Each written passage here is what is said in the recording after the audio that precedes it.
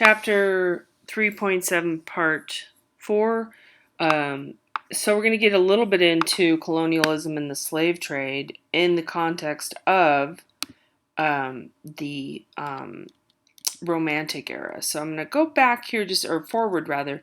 This is William Blake that we might identify more closely with his. This is like ink and probably watercolor paints on paper, his stylized look of his imagery. William Blake is a poet, and he's also somewhat of a social activist in England. And I put a couple maps in to do with the slave trade because I think it's a little confusing to some people, perhaps. But that the slave trade was all over North and South America, the Caribbean, and England, France, Spain, Portugal. Those were the main people involved in the slave trade initially. Because if you think back, Portugal still has Brazil. So Brazil and Portugal import a lot of slaves, and then various other countries in South America for quite a while. And Spain has another big chunk of South America. So Spain and South America, cheap free labor. That's what they're trying to do. And then some people are slaves are transported to England and France and Portugal and Spain in Europe for a time. But their slavery ends earlier in Europe than it does in the U.S. and South America and Central America and the Caribbean. But there's a lot of controversy happening, and in this particular case, we're looking at an illustration that Blake does in 1792 of a report from Stedman here, who is John Gabriel Stedman is a Dutch soldier, Scottish Dutch, and he is in Suriname, which is in the northern part of South America. It's a country, I believe it's French, I want to say, but I'm not sure. Could be Dutch. But at the time, there are slaves there, and in this case, there was a revolt. There were many revolts that were pushed down, and we're going to look at one that succeeded during this whole era of slavery, which goes on quite a long time. But basically, people are subjugated, treated really poorly.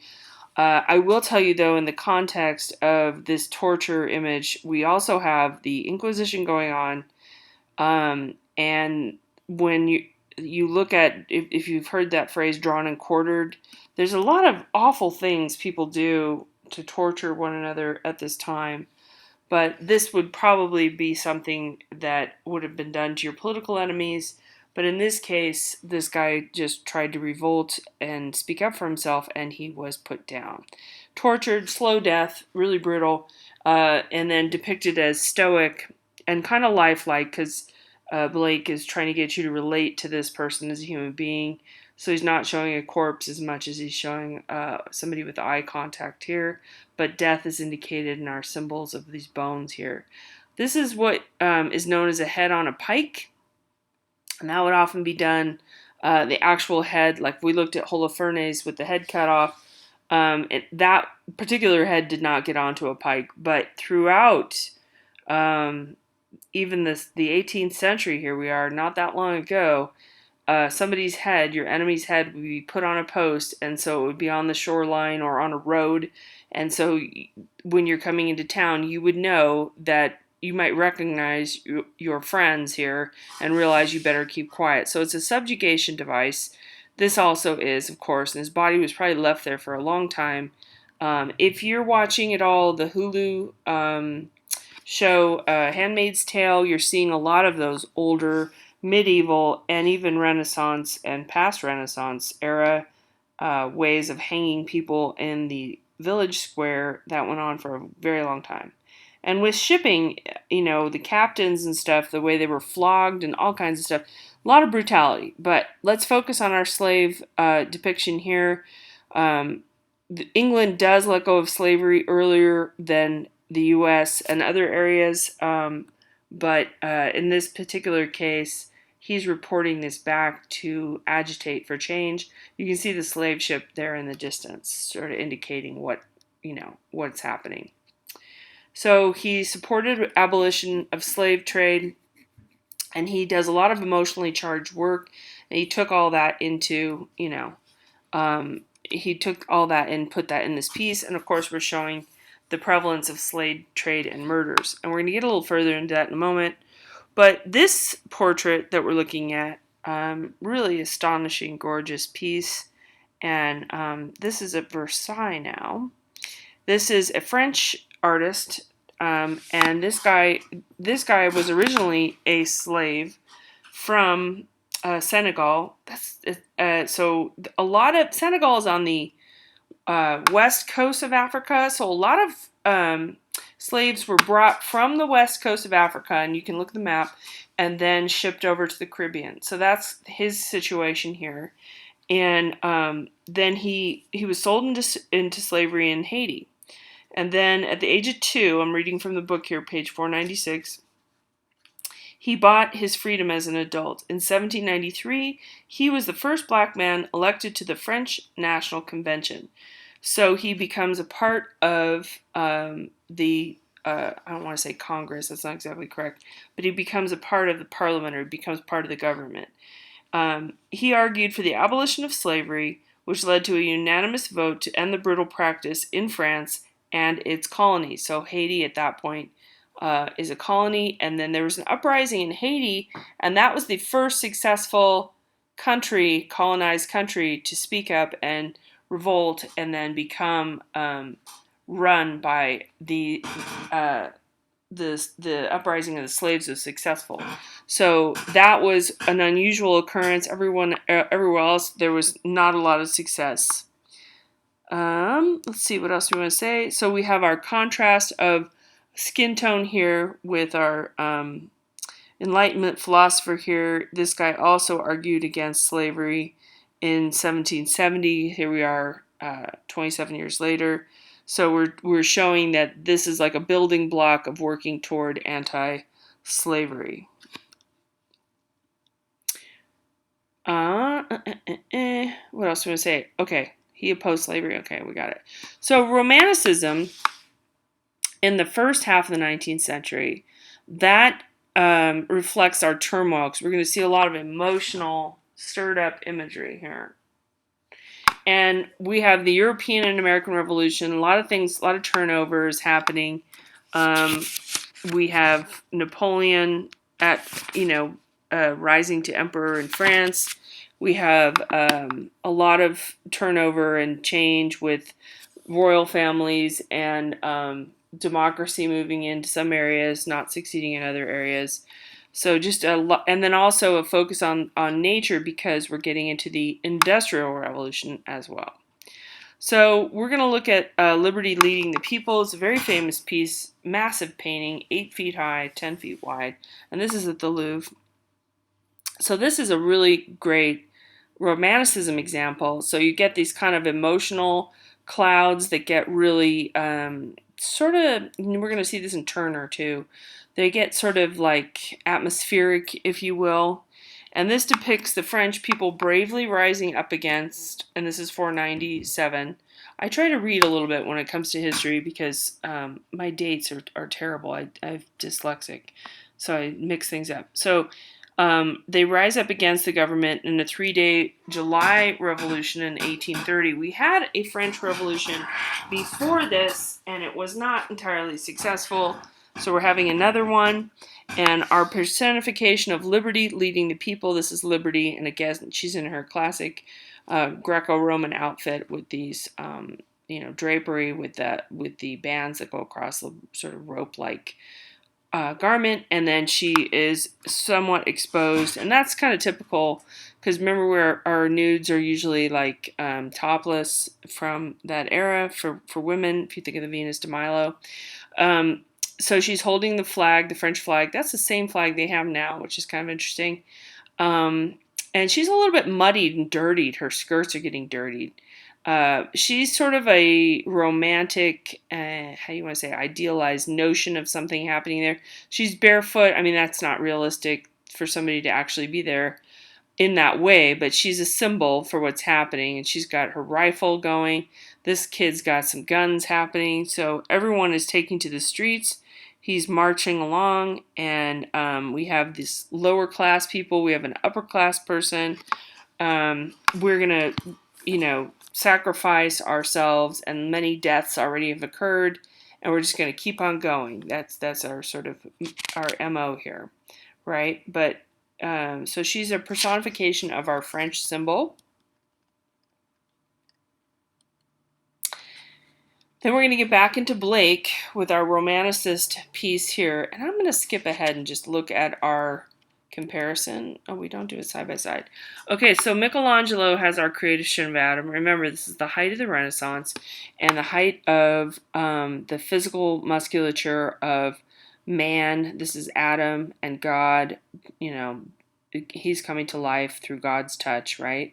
And it's a very ethereal, holy, respectful, sedate, emotional, but very sedate and staid depiction. William Blake's deciding to show this in a very different way. So he resisted any controls on his behavior, so his ideas of expression don't really fit with the time or any time. He just kind of does his own thing. He doesn't want to be a part of the academy or anything else. So he's just kind of an oddball, much loved by, when I was younger, I remember everybody loved Blake because he's somewhat untrained, and I know students when they're younger just really love the untrained people that rise to the top. And I get that, but there are some odd things in this image in the musculature. It's a little stylized and strange. But what he's showing is a much more emotional and difficult emergence of Adam laying down here underneath God. God and Adam are struggling, and it's difficult, and Adam here is wrapped up in the snake, the serpent, which later happens. So it's kind of a knowledge in this way of the future, with what's going to happen to Adam and mankind. So mankind falls, and there's imperfections, and God is he's not indecisive, but he is emotional, knowing that this is going to not go as well as he would have hoped. He already knows that here, and so does Adam. So it's very potent and very personal, stylistic. All right, so Mr. Turner, which we've looked at in this course, this is a really wild piece, okay? If we go back and we look at our recent artworks, such as Delacroix, and we look at Girodet here with this gorgeous realism, and this hand that's very realistic, and this face that's realistic. So here we are in 1797, and then we get to Turner in 1840, and it looks like something from the 20th century. Highly abstracted, really emotional, stormy, just wild skies. He's known for his skies and his sunsets. Just incredible emotion going on here. Turbulent waves, turbulence in representing turbulent politics, and in this particular case, he's an English artist, by the way. In this particular case, he is commenting on, much like Blake did, the slave trade. So this is a slave ship, and it's going to England at this time. Slavery has been abolished in England, but there was a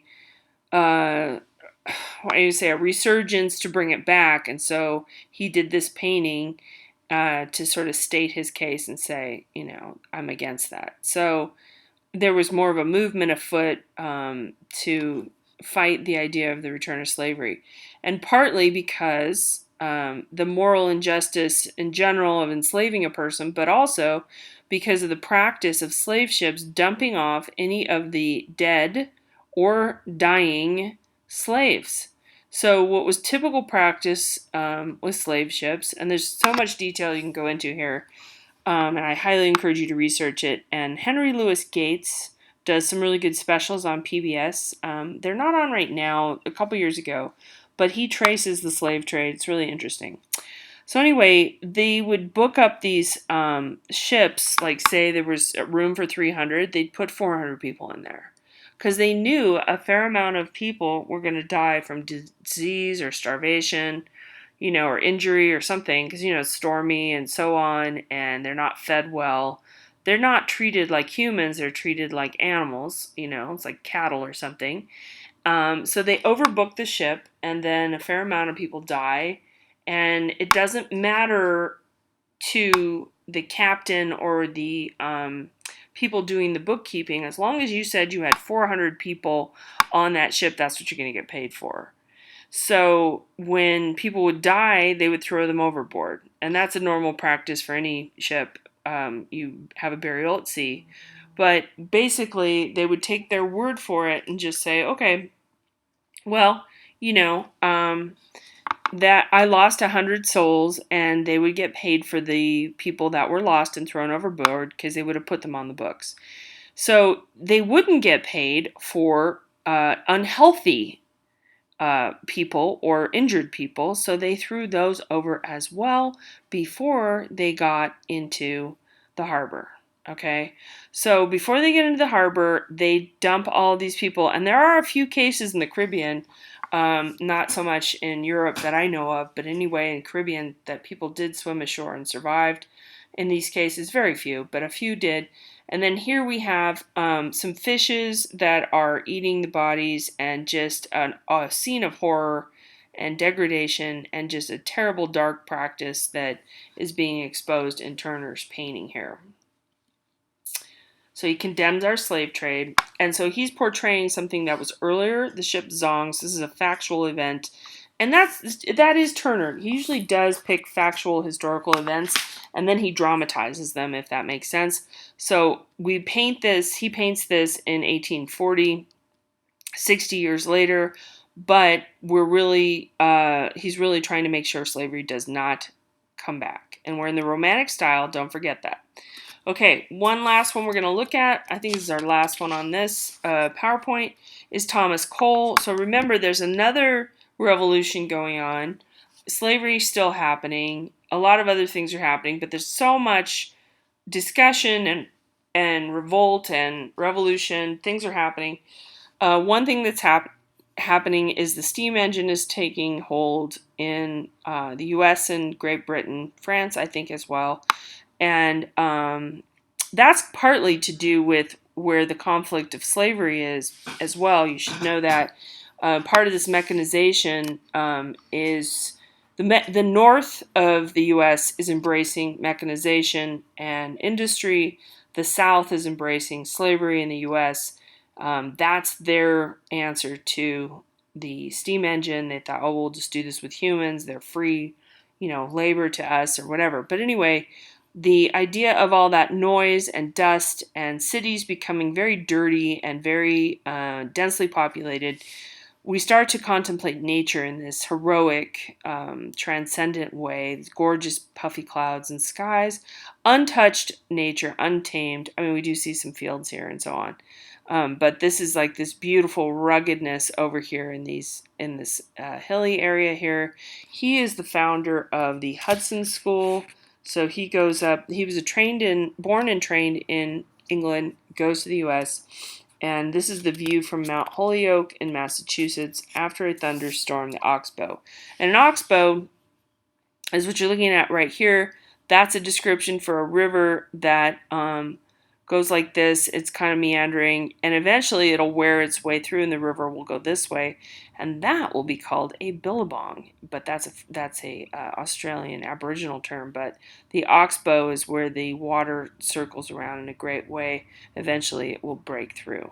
Okay, tiny human here. We can barely see him. Setting up this umbrella and backpack here, and he's painting this scene, very dramatic. So a romantic school, but romantic era, but the Hudson River School. Okay, so it's this group of the Romanticists in the U.S.